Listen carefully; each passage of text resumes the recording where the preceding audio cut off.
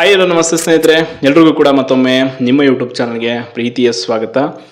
ಈ ಒಂದು KPSC ಮತ್ತು KA ಪರೀಕ್ಷೆಯನ್ನು ಬರೀತಾ ಇರುವಂಥ ಎಲ್ಲ ಒಂದು ಆಸ್ಪಿರೆಂಟ್ಸ್ಗಳಿಗೆ ಬಹುದೊಡ್ಡ ಸಮಸ್ಯೆ ಆಗಿರುವಂಥದ್ದು ಏನಾಗಿತ್ತು ಅಂತಂದರೆ, ಈ ಒಂದು ಕಡ್ಡಾಯ ಕನ್ನಡ ಪರೀಕ್ಷೆ ಪ್ರತಿ ಬಾರಿ ಕೂಡ ಕಡ್ಡಾಯ ಕನ್ನಡ ಪರೀಕ್ಷೆಯನ್ನು ಬರೆಯುವಂಥ ಒಂದು ಪ್ರಸಂಗ ಎದುರಾಗ್ತಾ ಇತ್ತು ಕೆಲವೊಂದಿಷ್ಟು ಪರೀಕ್ಷೆಗಳಿಗೆ.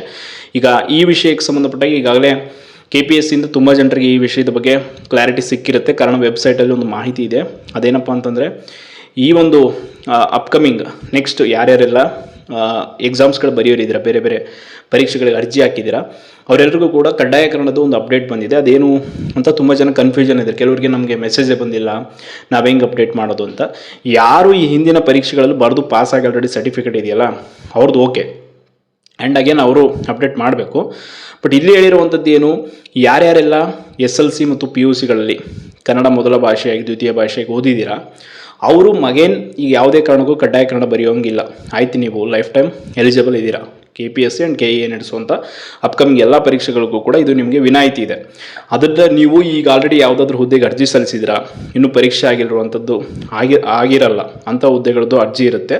ಆ ಒಂದು ಅರ್ಜಿಯಲ್ಲಿ ಹೋಗ್ಬಿಟ್ಟು ನೀವು ಅಲ್ಲಿ ನಿಮಗೆ ಒಂದು ಕನ್ನಡ ಕಡ್ಡಾಯ ಕನ್ನಡ ಪರೀಕ್ಷೆಯಲ್ಲಿ ನೀವು ಈ ಹಿಂದೆ ಪಾಸ್ ಆಗಿದ್ದೀರಾ, ಉತ್ತೀರ್ಣರಾಗಿದ್ದೀರಾ, ಹೌದು ಅಂತ ಕೊಟ್ಟಿದ್ರಿ. ಇನ್ ಕೇಸ್ ನೀವು ಆಲ್ರೆಡಿ ಪಾಸ್ ಆಗಿದ್ರೆ ಅದು ಏನೂ ಬೇಕಾಗಿಲ್ಲ.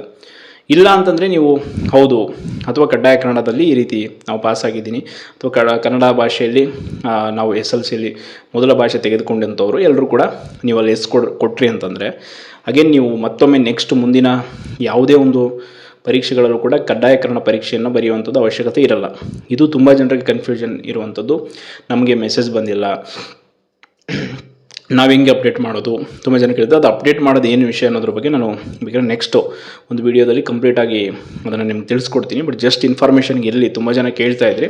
ಅದು ಕೊನೆಯ ದಿನಾಂಕ ಇರುವಂಥದ್ದು ಕೂಡ ನಿಮ್ಗೆ ಗೊತ್ತಿದೆ. 21ನೇ ತಾರೀಕುವರೆಗೂ ನಿಮ್ಗೆ ಅವಕಾಶ ಇದೆ. ಇನ್ನು 10 ದಿನ ಇದೆ. ಅಪ್ಡೇಟ್ ಮಾಡಿ, ಅದೇನು ದೊಡ್ಡ ವಿಷಯ ಇಲ್ಲ. ತುಂಬ ಸಿಂಪಲ್ಲಾಗಿ ನೀವು OTR ಆಲ್ರೆಡಿ ಯಾರಾದರೂ ಬರೀ ಜಸ್ಟ್ ನೀವು OTR ಮಾಡ್ಕೊಂಡು ಇಟ್ಟಿರ್ತೀರ, ಒನ್ ಟೈಮ್ ರಿಜಿಸ್ಟ್ರೇಷನ್ ಪಾಸ್ವರ್ಡ್ ಹಾಕಿ ನೀವು ಒಂದು ಯೂಸರ್ ನೇಮ್ ಹಾಕಿ, ಅಂಥವ್ರು ಕೂಡ ಹೋಗಿ ನೀವು ಅರ್ಜಿ ಸಲ್ಲಿಸಿಲ್ಲ ಅಂದರೂ ಕಡ್ಡಾಯ ಕನ್ನಡದ್ದು ಅಲ್ಲಿ ಅಪ್ಡೇಟ್ ಮಾಡ್ಬೋದು. ಇದು ಎಲ್ರಿಗೂ ಕೂಡ ಒಂದು ರೀತಿ ಒಳ್ಳೆಯದಾಯಿತು. ಅಗೇನ್ ಆ್ಯಂಡ್ ಅಗೇನ್ ಬರೀ ಇದೊಂದೇ ಪರೀಕ್ಷೆ ಬರೆಯೋದಕ್ಕೆ ತುಂಬ ಜನ ಒಂದು ಪತ್ರಿಕೆಗಾಗಿ ಬೇರೆ ಬೇರೆ ಕಡೆ ಟ್ರಾವೆಲ್ ಮಾಡುವಂಥ ಪ್ರಸಂಗ ಇರ್ತಾಯಿತ್ತು, ನಿರ್ದಿಷ್ಟ ಪತ್ರಿಕೆಯನ್ನು ಬಿಟ್ಟು. ಆದ ಕಾರಣ ಈ ಒಂದು ಕಡ್ಡಾಯ ಕನ್ನಡ ಪರೀಕ್ಷೆಯಲ್ಲಿ ವಿನಾಯಿತಿ ಕೊಟ್ಟಿರೋದ್ರಿಂದ ಹಲವಾರು ಜನರಿಗೆ ಇದು ಬೆನಿಫಿಟ್ ಆಗುತ್ತೆ. ಆ್ಯಂಡ್ ಈ ಒಂದು ವಿಷಯದಲ್ಲಿ ಯಾರಿಗಿನ್ನೂ ಹೆಚ್ಚಿನ ಡೌಟ್ ಇದೆ, ಏನು ಅಪ್ಡೇಟ್ ಆಗ್ತಾ ಇಲ್ಲ ಅದು ಇದು ಅಂತ, ಸೊ ದಯವಿಟ್ಟು ಅದು ಕಮೆಂಟ್ ಮಾಡಿ.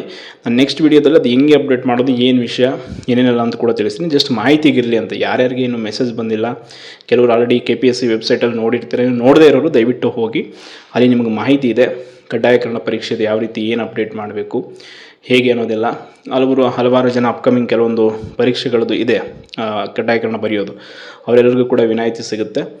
ಈ ಒಂದು ನಿರ್ಧಾರ ಏನಿದೆಯಲ್ಲ KPSC ಮತ್ತು ಬೇರೆ ಬೇರೆ ಪರೀಕ್ಷಾ ನೇಮಕಾತಿ ಆಯೋಗಗಳು ಮಾಡಿರುವಂಥದ್ದು ತುಂಬ ಸ್ವಾಗತಾರ್ಹವಾಗಿರುವಂಥದ್ದು. ಈ ಒಂದು ವಿಷಯದ ಬಗ್ಗೆ ತುಂಬ ಬೇಡಿಕೆ ಇತ್ತು ಇದನ್ನು ಮಾಡಿ ಅಂತೇಳಿ, ಅದಕ್ಕಾಗಿ ಇದನ್ನು ಮಾಡಿದ್ದಾರೆ. ಆ್ಯಂಡ್ KS ಪರೀಕ್ಷೆದು ಅದು ಯಾವುದೇ ಕಾರಣಕ್ಕೂ ತಲೆ ಕೆಡಿಸ್ಕೊಬೇಡಿ, ಅದನ್ನು ಬಿಡಿ. ಬಟ್ ಲ್ಯಾಂಡ್ ಸರ್ವೇರ್ದು ಮತ್ತು ಕೆಲವೊಂದು ಪರೀಕ್ಷೆಗಳ ದಿನಾಂಕದ ಬಗ್ಗೆ ಕೇಳ್ತಾ ಇರ್ತೀನಿ. ಅದ್ರ ಬಗ್ಗೆ ನಾನು ನಾಳೆ ಒಂದು ವಿಡಿಯೋ ಮೂಲಕ ನಿಮಗೆ ಸ್ಪಷ್ಟನೆಯನ್ನು ಕೊಡ್ತೀನಿ. ನಾಳೆ ಅಥವಾ ನಾಡಿದ್ದು ಕಂಪ್ಲೀಟ್ ಆದಂಥ ನಿಮಗೆ ಕ್ಲಾರಿಟಿ ಸಿಗುತ್ತೆ. ಸೊ ಡೋಂಟ್ ವರಿ, ಸದ್ಯಕ್ಕೆ ಇಷ್ಟು ಮಾಹಿತಿ ಇದೆ. ಆ್ಯಂಡ್ ನಾನಿದು ವಿಡಿಯೋದ ಬಗ್ಗೆ ಹೇಳಿದ್ನಲ್ಲ, ಕಂಪ್ಲೀಟಾಗಿ ನಿಮಗೆ ಮಾಹಿತಿ ಕೊಡ್ತೀನಿ. ಏನೇನು ಡೌಟ್ ಇದೆ, ಯಾವ ರೀತಿ ಸಮಸ್ಯೆ ಆಗಿದೆ ಅನ್ನೋದನ್ನು ದಯವಿಟ್ಟು ಕಮೆಂಟಲ್ಲಿ ತಿಳಿಸಿ ಅಂತ ಹೇಳ್ತಾ ಧನ್ಯವಾದಗಳು.